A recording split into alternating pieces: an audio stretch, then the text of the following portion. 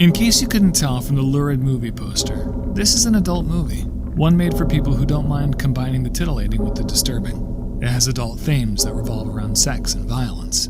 Catherine Deneuve's Carol is an object of lust, and it's meant to make you feel hot and disgusting. If you watch closely, though, it doesn't really take itself too seriously, while at the same time being deadly serious. Polanski's first film, Knife in the Water, didn't have much humor in it, but Repulsion, his second film, does.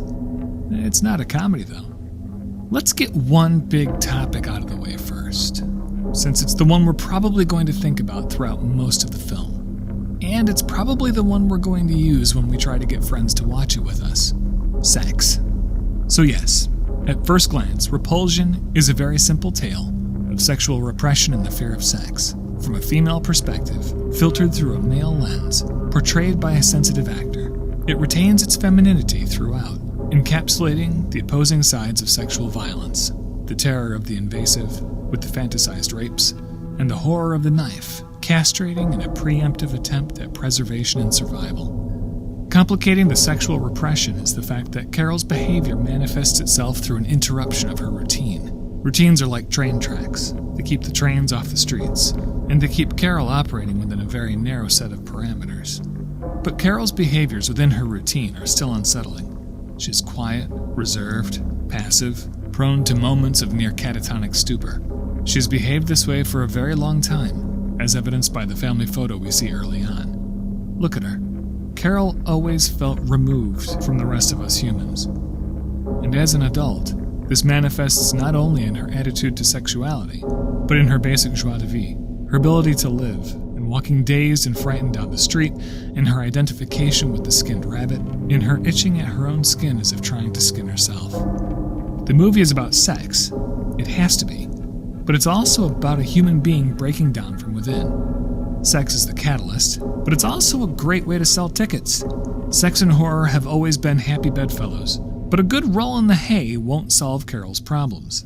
We suspect it would only cause them to intensify. As if to remind you that you're an adult person, Carol has several vivid nightmares of rape, which later manifest themselves in the world in order to force her to find strategies to deal with them. She never does. Carol's life, like any adult life, is complicated. There are several things which all civilized adults are expected to do: work, shelter themselves, and make babies. Carol has achieved the monumental task of working for a decent wage, as well as living safe and secure in an apartment. But she has yet to meet the two-backed beast. Sex is merely one of the three, and we don't know what she overcame to achieve the first two.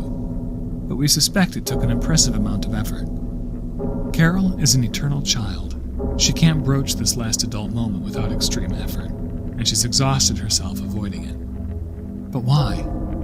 The film seems to give us evidence that she was sexually abused as a child. But neither Roman Polanski nor Catherine Deneuve seem to feel that this is what we should take away from the film, as if her status as a victim is less important than her present status of human being in extremes.